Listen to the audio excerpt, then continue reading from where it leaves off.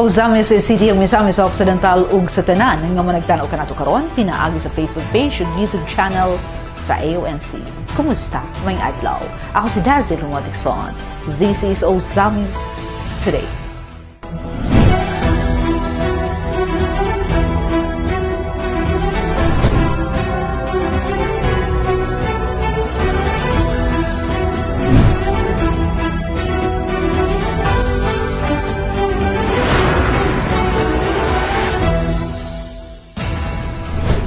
Sa ato ang mga headlines.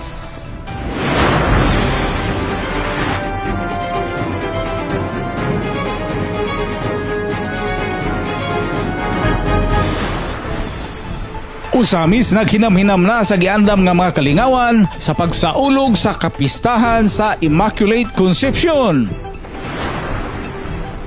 DPWH, kontraktor, responsable sa pag-repair sa Pangelby Bridge. Governor Waminal, gipasiguro nga matutukan dayon ang mga isyu sa tulay. Gikahinaman nga pamaskong handog 2024 distribution, gisugda na. Usamis City Health Office nakadawat og flu vaccines nga libreng iapod-apod sa mga kwalipikadong residente sa Dakbayan. Mga barangay sa Osamis giila sa DILG na top performers sa kalinisan program. Ordinansa sa barangay fees ug advertisements aprobado na sa second reading. Mag-uuma nga nag-anto sa diabetes ang inahan, natabangan sa kapin sa 101,000 ka pisos nga bill aron mapatambalan.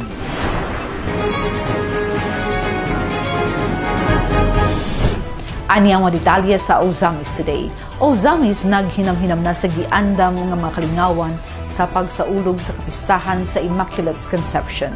Itutukan ni Bernal Texon ang maong balita. Ani ang iyong report.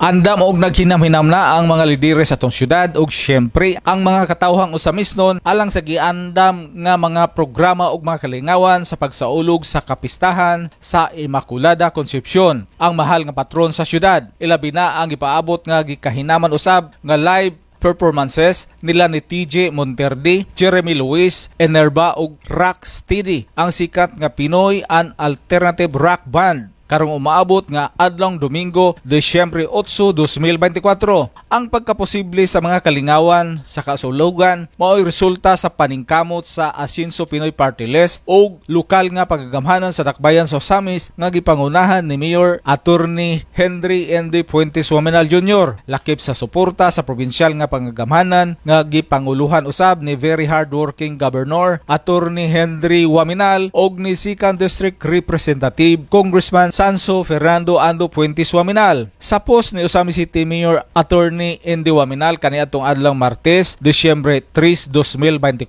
nagkanayon, to quote and unquote, Asinso Pinoy and the local government of Osamis City invite you all to the annual Fiesta Concert headlined by Rocksteady and TJ Monterde. Magkita tatanan karong December 8 sa Osamis City Hall grounds. Kay basin diri ninyo makita ang inyong magpakailanman og palagi. Ang maong free live concert magtanyag sa mga world-class nga performances sa Rocksteady, ang banda nga nagpasikat sa Blue Jeans, Boy Kulot, Superhero ug uban pang sikat nilang mga kanta. Muli nga usab si TJ Monterde nga mao'y napasikat sa nagkalain usab nga OPM hit songs nga apil na sa kinabuhi ug kulturang Pilipino. Sama sa Palagi, Ikaw at Ako, 8 bilyon, Ikaw at Ako pa rin ug uban pa. Kini nga free live concert dili lamang gikatakda alang sa katawhang Misamisnon kundi usa-usab kini kahigayon nga magkauban ang mga silingang probinsya nga mga tagahanga sa mga awit ug talento sa nasangpit nga mga personalidad nga nahisgutan sa unahan. Ang kalingawan nga napuno sa musika ug gugma sa kultura magdala og kabililhon nga mga higayon alang sa mga pamilyang Usamisnon ug sa tanang mga bisita nga buot makasinati sa usa ka talagsaong selebrasyon alang sa kapistahan sa mahal nga patron sa syudad sa Osamis. Alang sa Osamis